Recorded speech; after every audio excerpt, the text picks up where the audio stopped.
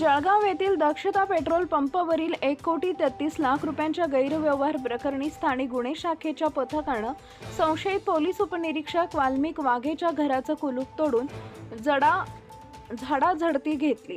या झाडाझडतीमध्ये पोलिसांनी वाघ यांच्या मुलानं 12,73,000 रुपये काढून दिले असून पोलिसांनी ते जप्त केलेत। या गुन्ह्यातील दोघं बाप-लेकांची पोलीस कोठडीचा मुदत संपल्यानंतर न्यायालयानं त्या दोघांना पुन्हा 4 दिवसांची वाढीव पोलीस कोठडी सुनावली आहे।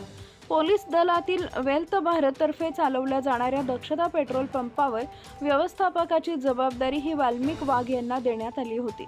त्यामध्ये 1,33,00,000 रुपयांचा अपहार केला। या प्रकरणानं वाल्मिक वाघ काही दिवस फरार होते। तसेच त्यांचा मुलगा शेखर वाघ हे दोघांच्या पोलीस कोठडीची मुदत दिनांक 13 रोजी शुक्रवारी संपल्यामुळे त्यांना आज न्यायालयात हजर करण्यात आले। तपास अधिकारी पोलीस निरीक्षक गुन्हे शाखा राहुल गायकवाड यांनी संशोधकांना या गुन्ह्यात झालेला तपास, या गुन्ह्यातील अपहरणाची रक्कम हस्तगत करण्यासाठी संशयितांना आणखी काही दिवस वाढीव पोलीस कोठडीची मागणी केली। त्यानुसार न्यायालयानं त्या दोघा पिता-पुत्रांवर 4 दिवसांची वाढीव पोलीस कोठडीत पाठवले। तसेच वाघ यांचे जळगाव येथील निमखेड शिवारात घर आहे, ते घर कुलूपबंद असल्यामुळे पोलिसांनी त्यांच्या घराची तपासणी केली असताना त्या घरात जाण्यासाठी न्यायालयाकडे परवानगी मागितली होती।